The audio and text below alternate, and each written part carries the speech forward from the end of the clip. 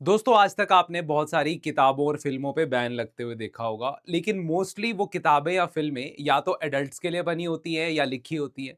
लेकिन बच्चों की किताब को बैन लगते हुए देखना, और वो भी एकेडमिक टेक्स्ट बुक के ऊपर बैन लगते हुए देखना, ये एक नई चीज देखी जा सकती है भारत के इतिहास में। सोसाइटी के बियॉन्ड एक किताब है एनसीईआरटी क्लास 8वीं की, जिसका नाम है exploring society India and beyond. 8वीं क्लास की बुक है, सोशल स्टडीज की बुक है। हमारे आपके सबके स्कूल में एनसीईआरटी बुक्स होती थी, ज्यादातर सीबीएसई स्कूल्स में।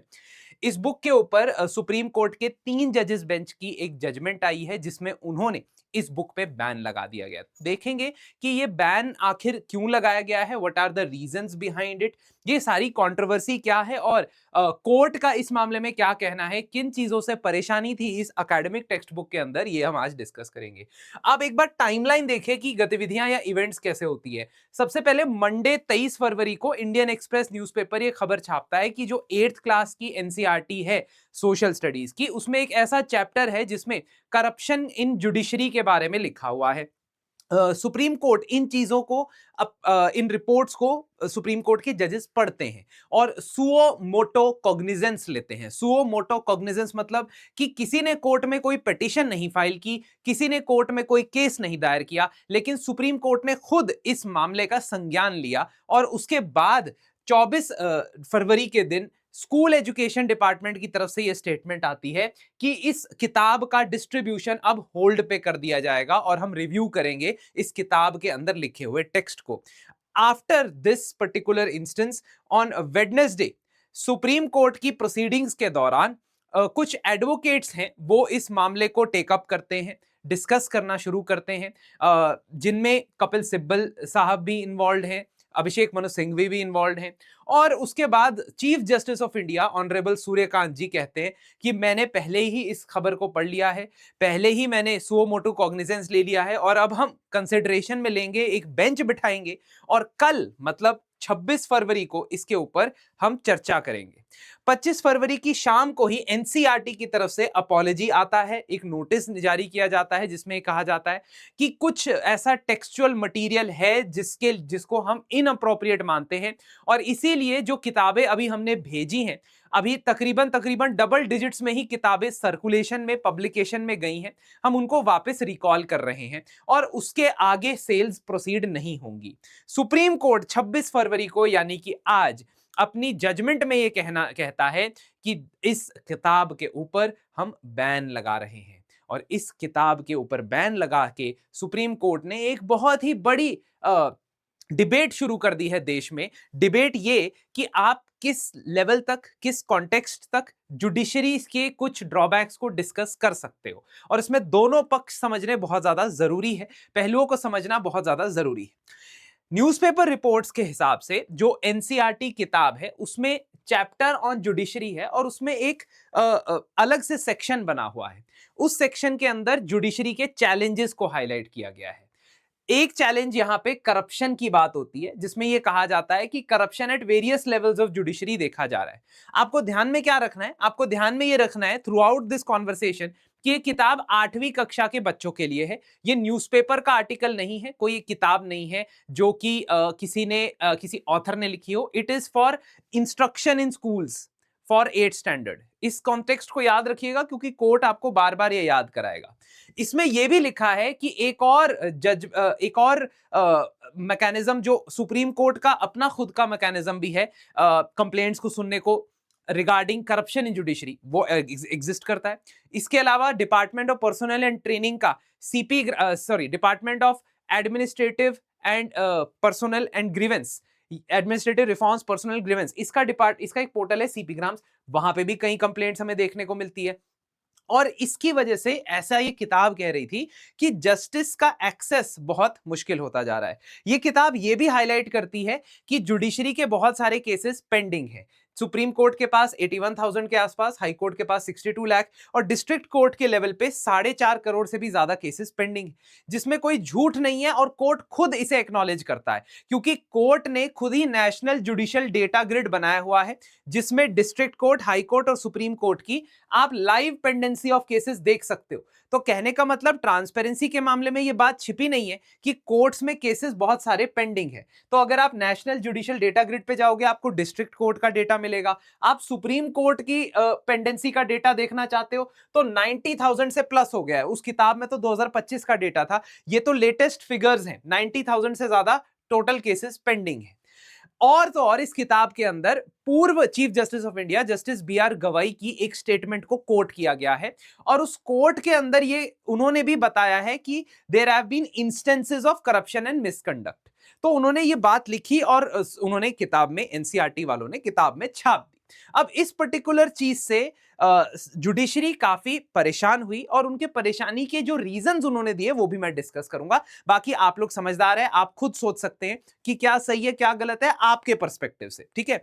तो हेड्स मस्ट रोल, जुडिशरी ने कहा कि ये एक कैलकुलेटेड डीप रूटेड अटेम्प्ट लग रहा है जुडिशरी को बदनाम करने का। और उन्होंने ये कहा कि कोर्ट को ये लगता है कि ये टेक्स्ट गलती नहीं हो सकती, ये मिस एडवेंचर नहीं हो सकता, मिस डिमीनर नहीं हो सकता, ये तो किसी ने जानबूझ के कोर्ट को बदनाम करने के लिए किया है। और इस बात का आप ध्यान रखें कि जो बुक्स हैं, जो ये बुक्स बनी हैं, उसके डिफेंस में भी सरकार नहीं आई। इनफैक्ट इस पर्टिकुलर हियरिंग के अंदर जो सॉलिसिटर जनरल सरकार की तरफ से या मिनिस्ट्री ऑफ एजुकेशन की तरफ से आए, उन्होंने भी यही कहा कि ये एक गलती है। उन लोगों को, जो लोग रिस्पॉन्सिबल थे इस बुक के लिए, उनको आगे किसी भी बुक राइटिंग या बुक फाइनलाइजेशन कार्रवाई से बाहर कर दिया गया है। तो काफी डिफेंसिव लुक यहां पे सरकार ने भी दिया। देखो कोर्ट का क्या लॉजिक है। कोर्ट का पहला लॉजिक है कि ये गलत है स्टूडेंट्स को बायस्ड मिसकंसेप्शंस देना। अब कोर्ट कहता है कि अब जो 8वीं कक्षा के बच्चे हैं, अगर आप उनकी किताबों में ये लिखोगे कि भारत की जुडिशरी करप्ट है, तो उनका परसेप्शन फ्यूचर में जाते हुए भी ट्रस्ट नहीं बिल्ड कर पाएगा, ठीक है। ऑल्दो ये कितना सही है, कितना गलत है, कितना सच है, कितना झूठ है, इस पे डिबेट हो सकती है ना। जैसे फॉर एग्जांपल मैं आपको, let me play the Supreme Court's advocate from on their behalf as well. आपको पता है सच्चाई होती है ना कुछ, कि डेथ इज सर्टन, है ना, मृत्यु निश्चित है। आपको यह भी पता है कि दुनिया में क्राइम है ना। आपको यह भी पता है कि लाइफ बहुत क्रूअल है। लेकिन आप स्कूल के बच्चों को टेक्स्ट बुक में ये नहीं पढ़ाते हो ना, उनको कुछ धीरे धीरे करके समझाते हो। तो कोर्ट का ये कहना है कि अगर हाँ, हम एक्सेप्ट करते हैं कि हर चीज का क्रिटिसिज्म होना चाहिए, लेकिन स्कूल की किताब में ये लिखने की क्या जरूरत है, ऐसा उन्होंने कहा। Second is the risk of impressionable minds. Impressionable minds के ऊपर ये रिस्क होता है कि वो धारणा बहुत जल्दी बना लेते हैं, और जो धारणा वो बचपन में बनाते हैं काफी समय तक वो चेंज नहीं हो पाती। ये टेंडर एज है जिसमें आपका मानसिक विकास भी होता है और आपके व्यू पॉइंट भी बनने शुरू होते हैं। 8th क्लास के बाद you tend to sort of have certain view points, of course they change over a period of time. पर अगर इस इंप्रेशनेबल एज पे अगर आप इंस्टीट्यूशन को सिर्फ क्रिटिसाइज करते हुए, क्रिटिक करते हुए एक अलग से सेक्शन रखते हो, तो कोर्ट का ये कहना है ये सही नहीं है। बाकी आप डिसाइड करें। कॉन्सिक्वेंस क्या होगा कि यूथ के पास करप्शन का डेटा आएगा और उनमें सिनिसिज्म फैलेगा। सिनिसिज्म मतलब चीजों को लेकर निराशावादी हो जाएंगे वो। They will always feel every effort for doing hard work and good work and ethical work is futile. इसलिए उनको ऐसा ना लगे, इसलिए किताबों में ये लिखना नहीं चाहिए। इसके अलावा यह भी बोला गया कि अगर आपने क्रिटिसिज्म लिखा है तो फिर आप पॉजिटिव बातों को भी हाईलाइट करें। अगर आपने क्रिटिसिज्म जुडिशरी का लिखा है तो फिर पार्लियामेंट और एग्जीक्यूटिव, यानी जो मंत्री करप्ट हैं, जो एमपीज एमएलएस करप्ट हैं, क्रिमिनल केसेस जिनके खिलाफ पेंडिंग है, उसको भी अच्छी तरीके से किताबों में हाईलाइट करें। तो जुडिशरी का जो पॉजिटिव रोल रहा है उसको अच्छी तरीके से हाईलाइट नहीं किया गया है, ऐसा कोर्ट का कहना है। So judiciary as the protector of the constitution, because constitution पे बहुत हमले हुए हैं, खासतौर पे 1975 के अंदर जब 42nd अमेंडमेंट आया था, तब जुडिशरी ने एक इंपॉर्टेंट रोल प्ले किया था बहुत समय तक, है ना। ऑल्दो वहां पे भी जुडिशरी के रोल क्वेश्चनेबल था। 1976 के अंदर एडीएम जबलपुर केस में judiciary did not act as per constitutional values, but फिर भी आप देखोगे कि जुडिशरी ने बहुत इंपॉर्टेंट रोल प्ले किया है। बेसिक स्ट्रक्चर डॉक्ट्रिन दी है, ठीक है, बेसिक स्ट्रक्चर डॉक्ट्रिन दी है जिससे कॉन्स्टिट्यूशन सिर्फ एक लिमिट तक बदल सकता है। तो जुडिशरी का ये कहना है कि हमने जो पॉजिटिव चीजें की हैं, हमारी जो लीगल एड के इनिशिएटिव्स है, सुप्रीम कोर्ट की लीगल एड्स की कमिटी है ना, और नालसा के अंदर लोगों को specifically access to justice provide करने के लिए जो हमारे इनिशिएटिव्स हैं, हमारे प्रयत्न हैं, वो बुक में मिसिंग है और सिर्फ आपने करप्शन और बैकलॉग को फोकस किया है। इस वजह से ये कंटेम्प्ट भी हो सकता है। और आप हमें बताइए, मैं आपको फुल ऑर्डर बताऊंगा कि why not a contempt notice should be filed against the people responsible for publish this book. तो कोर्ट के ऑर्डर में क्या लिखा है? कोर्ट के ऑर्डर में यह लिखा है कि सबसे पहले तो हर प्लेटफॉर्म से इस किताब को हटा दिया जाए। पीडीएफ के फॉर्म में अवेलेबल है तो ऑनलाइन वेबसाइट से पीडीएफ के फॉर्मेट में हटा दिया जाए। अगर पब्लिशिंग में गई हुई है, पब्लिशिंग में वापस रिकॉल कर दी जाए। इंस्ट्रक्शनल बैन भी दिया जाए कि टीचर्स इस किताब का इस्तेमाल ना करें स्कूलों में पढ़ाने के लिए। और तो और 14 दिन का टाइम दिया है स्टेट के एजुकेशन डिपार्टमेंट को, एजुकेशन डिपार्टमेंट के सेक्रेटरीज को, कि उन्होंने इस ऑर्डर को एग्जीक्यूट किया है या नहीं, ये हमें 14 दिन के अंदर बताएं। इसके बाद फर्दर ये किताब पब्लिश नहीं होनी चाहिए। एनसीईआरटी जो मेंबर्स इस बुक को फाइनलाइज करने की प्रोसेस के अंदर इन्वॉल्व थे, उनका नाम हमें बताएं और हमें बताएं कि why contempt of court act should not be initiated against them. Contempt of court act 1971 का एक कानून है और कोर्ट्स, सुप्रीम कोर्ट या हाई कोर्ट की कंटेम्प्ट करने पे सजा प्रोवाइड करता है। इसमें दो किस्म के कंटेम्प्ट होते हैं, एक सिविल कंटेम्प्ट, एक क्रिमिनल कंटेम्प्ट। क्रिमिनल कंटेम्प्ट को 1971 के एक्ट में डिफाइन भी किया गया है। So any expression, any writing, any kind of words that you use in which you are scandalizing or lowering the authority of the court, अगर authority of the court को आप scandalize करते हो, lower करते हो, है ना, डिसरिस्पेक्ट करते हो, तो आपके खिलाफ कंटेम्प्ट की प्रोसीडिंग्स भी शुरू हो सकती हैं और उस कंटेम्प्ट की प्रोसीडिंग्स में, क्रिमिनल कंटेम्प्ट में आपको जेल की सजा भी हो सकती है।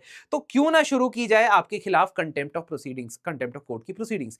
ध्यान रखिएगा कि आपके पास freedom of speech and expression जरूर है, right to freedom of speech and expression सबके पास रहता है, लेकिन उसके ऊपर रीजनेबल रिस्ट्रिक्शन लगती है आर्टिकल 19 के अंदर, और कंटेम्प्ट ऑफ कोर्ट एक रीजनेबल रिस्ट्रिक्शन है। खैर, रही बात कि ये किताब बनी कैसे और एक्चुअली किसने इसके अंदर कंट्रीब्यूट किया होगा, ये पता लगाना थोड़ा मुश्किल होता है। इसके अंदर बहुत डिटेल में आपको मीटिंग्स के मिनट्स ये सब देखने पड़ेंगे। फाइनल ये चीज किसने लिखी है, ये एक बंदे के ऊपर अकाउंटेबिलिटी ठहराना मुश्किल है, जो कि ब्यूरोक्रेसी का एक हॉलमार्क होता है कि आप एक व्यक्ति को ब्लेम नहीं कर पाते हो, और अगर करते हो तो आप वो एक आप कह सकते हो कि वो बस एक गिल्टी पैट्सी होता है। पैट्सी का मतलब है आपने वो बंदे को बना दिया कि हाँ भाई ये बलि का बकरा है, इसने ये सब किया था, बट एक्चुअल में बहुत सारे लोग इन्वॉल्व होते हैं। ऑफिशियल पोजीशन जैसा कि मैंने आपको बताया अपोलोजेटिक रही सरकार की तरफ से या मिनिस्ट्री या डिपार्टमेंट्स की तरफ से, और इसीलिए कहा गया कि 2026-27 के लिए हम रीराइट करेंगे इस पार्ट को। लेकिन ये डिबेट जो राइज होती है ना, वो डिबेट अभी खत्म नहीं हुई है। क्यों? क्योंकि आपके पास इंस्टीट्यूशन की सैंक्टिटी को बचाना एक बहुत इंपॉर्टेंट काम है। जुडिशरी में लोगों को ट्रस्ट होना चाहिए, जुडिशरी में लोगों को विश्वास होना चाहिए, तभी वो रूल ऑफ लॉ और जस्टिस में विश्वास रखेंगे और बड़े होकर वो अच्छे लॉफुल काम करने की कोशिश करेंगे। लेकिन दूसरी तरफ ये बात भी गलत नहीं है कि जहां पे क्रिटिक है, जहां पे डेटा अवेलेबल है पेंडेंसी का, जहां पे डेटा अवेलेबल है जस्टिस डिले का, तो वहां पे जस्टिस डिनाइड को ही क्यों फोकस किया जा रहा है, डिले पे फोकस भी किया जाना चाहिए। इसके अलावा अगर आप समझते हैं, आपका कोई ओपिनियन है इस पर्टिकुलर जजमेंट के बारे में, तो रिस्पेक्टफुली कमेंट सेक्शन में जरूर लिखिएगा। रैपिड रिवीजन कोर्स हमारा प्रीलिम्स 2026 के लिए आ गया है। 2 मार्च से इसकी क्लासेस शुरू होंगी। 15 दिन के अंदर सभी सब्जेक्ट, सारे सब्जेक्ट, एक एक जीएस का सब्जेक्ट यहां पे हम कवर करेंगे। और रैपिड रिवीजन के अंदर स्टूडेंट्स को 150 से 200 टॉपिक हर सब्जेक्ट के रिवाइज करवाए जाएंगे with in depth analysis and previous year question integration. तो इसी के साथ साथ आपको टेस्ट भी इसके अंदर प्रोवाइड होंगे। और हाँ, हमारा discount code future IAS, FUTUREIAS, future IAS भी चल रहा है, तो आप उसे भी अवेल कर सकते हैं। सिर्फ और सिर्फ करंट अफेयर्स अगर पढ़ना चाहते हैं तो हमारे एपिक कोर्स के अंदर भी जा सकते हैं। तो फ्यूचर आईएएस मैंने आपको बताया code, epic courses for current affairs specific 2026 के लिए।